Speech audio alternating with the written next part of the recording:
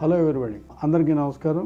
ప్రతి మనిషి జీవితంలో 7 సంవత్సరాల దశ ఒకటి ఉంటుంది.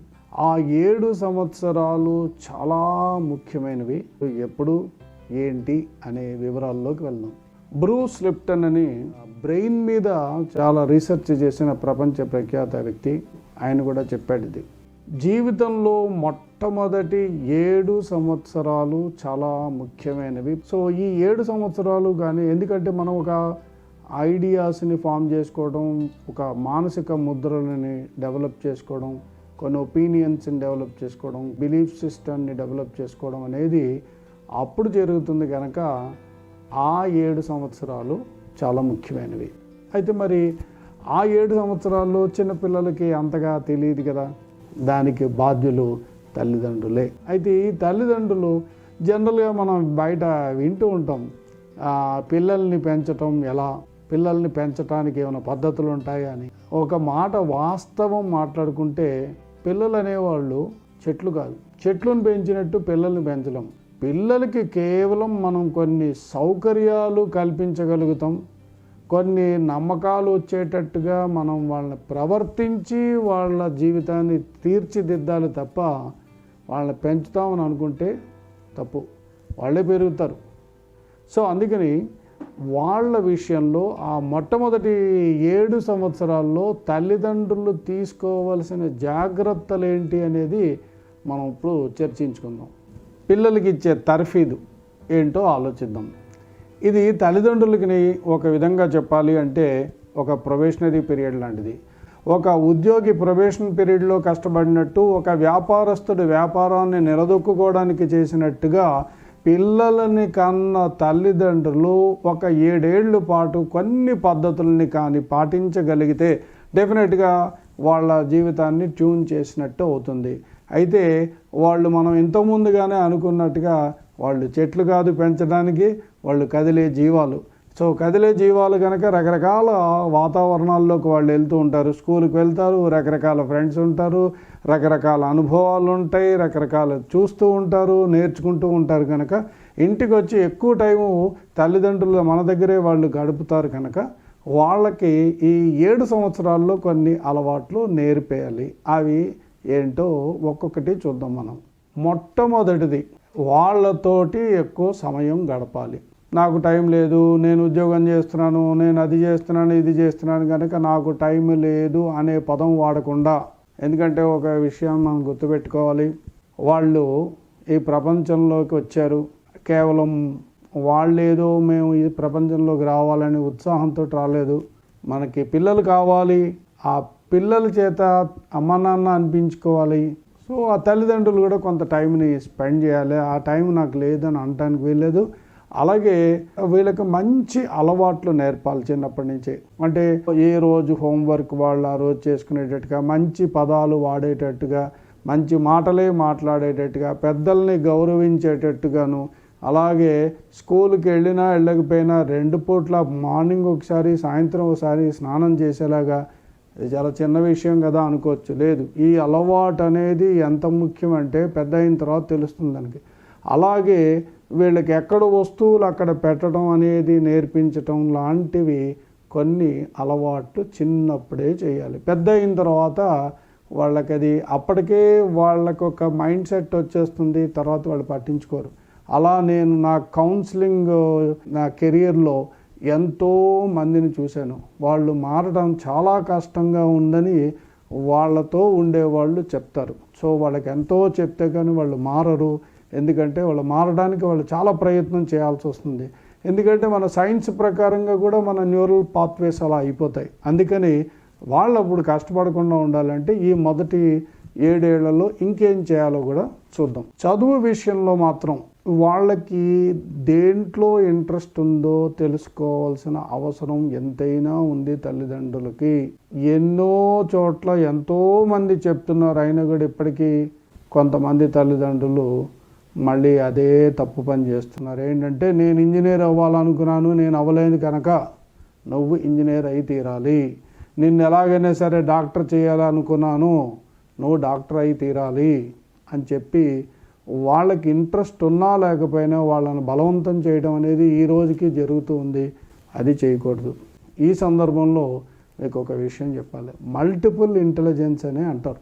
ఇంటెలిజెన్స్ అంటే ఏంటి? Knowledge used in creative manner. అంటే మనకున్న నాలెడ్జ్ని క్రియేటివ్గా వాడుకోవడాన్ని ఇంటెలిజెన్స్ అంటాం. సో దాంట్లో 8 రకాలు ఉంటాయి. ఒక్కొక్కరు ఒక్కొక్క రంగానికి సంబంధించిన ఇంటెలిజెన్స్ చూపిస్తూ ఉంటారు కనుక దీన్ని యాప్టిట్యూడ్ అంటాం. యాటిట్యూడ్ కాదు. సో వీళ్ళకి దేని మీద ఇంట్రెస్ట్ ఉంది, వీళ్ళ యాప్టిట్యూడ్ దేని మీద ఉంది తెలుసుకుని ఆ మార్గంలోకి తీసుకెళ్ళడానికి తల్లిదండ్రులు తీసుకోవాల్సిన చర్యలు చాలా ముఖ్యమైనవి. అలాగే కొన్ని వాల్యూస్ నేర్పాలి. ఈ వాల్యూస్ అంటే ఫస్ట్ మనం పాటించాలి. ఉదాహరణకి ఆ రోడ్డు మీద వెళ్తున్నాం, సిగ్నల్ లైటు రెడ్ లైట్ ఉంది, ఎవరు చూడటం లేదులే వెళ్ళిపోదాం అనుకుంటే మీ పక్కన ఉన్న మీ పిల్లలు రేపు అదే ఫాలో అవుతారు. ఎవరైనా ఉన్నా లేకపోయినా పద్ధతిగా పాటించడాన్ని వాల్యూ అంటారు. అలాగే కొన్ని సాక్రిఫైసెస్ చేయాల్సి వస్తుందండి. అంటే కొన్ని వదులుకోవాలి. ఈ 7 years పిల్లల్ని పెంచే ఈ 7 yearsలో కొన్ని త్యాగాలు చేయాల్సి వస్తుంది. ఎందుకంటే వాళ్ళకు మనమే అన్ని సమాచారం ఇవ్వడానికి అన్నిటికీ మనమే ఉంటాం కనుక కొన్ని త్యాగాలు చేయాల్సి వస్తుంది. టైం లేదని అనకూడదు. డైలీ హ్యాండ్ రైటింగ్ ఒకటి ప్రాక్టీస్ చేయించాలండి. ఎందుకంటే హ్యాండ్ రైటింగ్ ప్రాక్టీస్ చేయకపోతే పెద్ద అయిన తర్వాత వీళ్ళు రాసేది అక్కడ అర్థం కాదు, ఆ పేపర్ కరెక్షన్ చేసేవాడికి అర్థం కాదు. పెద్ద కాంపిటేటివ్ ఎగ్జామినేషన్స్ రాసినప్పుడు కూడా వీళ్ళ రైటింగ్ అర్థం కాకపోతే వీళ్ళకి ఎంత నాలెడ్జ్ ఉన్నా కూడా కేవలం వీళ్ళ రైటింగ్ వల్ల వీళ్ళకి మార్కులు రాకపోవడం అనేది జరుగుతున్నాయి. నేను చాలామందిని చూస్తున్నాను. కాంపిటేటివ్ ఎగ్జామినేషన్స్ రాస్తూ ఉంటారు, వాళ్ళు సివిల్ సర్వీసెస్ రాస్తారు. దాంట్లో మెయిన్స్లో మరి డిస్క్రిప్టివ్గా రాయాలి. అలాగే గ్రూప్ 1 గ్రూప్ 2 అన్నీ రాస్తూ ఉంటారు. అందులో డిస్క్రిప్టివ్గా రాసినప్పుడు వీళ్ళ రైటింగ్ బాగలేనప్పుడు ఆ కరెక్షన్ చేసే వాళ్ళకి విసుగు వస్తుంది. అందుకే చిన్నప్పటి నుంచే వీళ్ళు రైటింగ్ని కరెక్ట్గా అలవాటు చేసుకునేలాగా ఫస్ట్ 7 yearsలో చేయాలి. మరొక విషయం, hand writing is nothing but mind writing అంటారు. అంటే మీరు రాసే స్ట్రోక్స్ని బట్టి కూడా మీ మైండ్ సెట్ ఉంటుందని అది ఒక సైన్స్, అది గ్రాఫాలజీ అంటారు.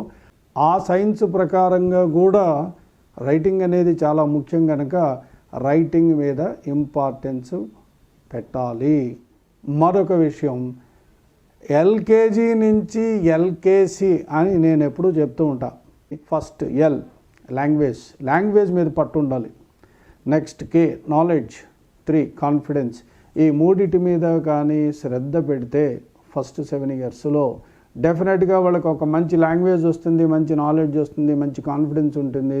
జీవితంలో చాలా వృద్ధిలోకి వెళ్ళడానికి ఇవి ఉపయోగపడతాయి. మరొక ముఖ్యమైన విషయం, ఒకసారి పిల్లలు కాన్స్టెంట్గా పర్సీవ్ చేస్తూ ఉంటారు. అంటే ఏదో కావాలని అప్పుడు వాళ్ళకి లొంగిపోతే సో మిమ్మల్ని ఎలా లొంగ తీసుకోవాలి అనేది వాళ్ళకి అర్థమైపోతుంది.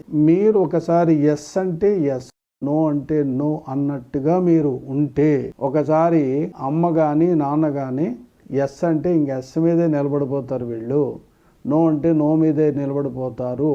అందుకని మనం కాన్స్టెంట్ పర్సియేషన్ పెద్ద పని ఇవ్వదు వీళ్ళ దగ్గర అనే ఒక కంక్లూషన్కి వాళ్ళు రావాలి. మరొక అతి ముఖ్యమైన విషయం, వీళ్ళు ఏమైనా ప్రశ్నలు వేస్తూ ఉంటే ఆ ప్రశ్నలకి ఓపికగా సమాధానం చెప్పడం అనేది మన ధర్మం. అది వాళ్ళ ప్రశ్నలకి విసుక్కోవద్దు. ఎందుకంటే వాళ్ళు ప్రశ్నిస్తున్నారు అంటే వాళ్ళల్లో ఇంకా ఏదో తెలుసుకోవాలనే జిజ్ఞాస బాగా ఎక్కువగా అవుతున్నట్టు. అది చివరిగా వాళ్ళకి నాలెడ్జ్ పెంచుకోవడానికి ఉపయోగపడుతుంది.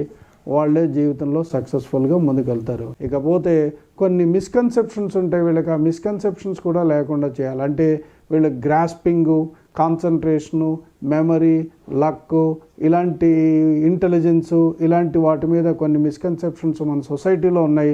అవి ఏంటనేవి క్లియర్గా చెప్పాలి. మెమరీ అంటే ఏంటి? మెమరీతో పుట్టము. మెమరీ అనేది ఒక ప్రాసెస్ మాత్రమే. ప్రాసెస్ ద్వారా మనం డెవలప్ చేసుకోవాలి. అలాగే గ్రాస్పింగ్ కూడా నీకుండే లాంగ్వేజ్ మీద ఉన్న పట్టు, నీకున్న ప్రీవియస్ నాలెడ్జ్ని బట్టి గ్రాస్పింగ్ ఉంటుందని. సో ఇలాంటి మిస్కన్సెప్షన్స్ ఉంటాయి, అవన్నీ కూడా క్లియర్ చేస్తే పిల్లలు ఈ 7 yearsలో మాకు మంచి మెంటల్ ఇంప్రెషన్స్ డెవలప్ చేసుకుంటారు. ఈ మెంటల్ ఇంప్రెషన్స్ వల్ల జీవితంలో ఎదగడానికి ఎంతో ఉపయోగపడుతుంది.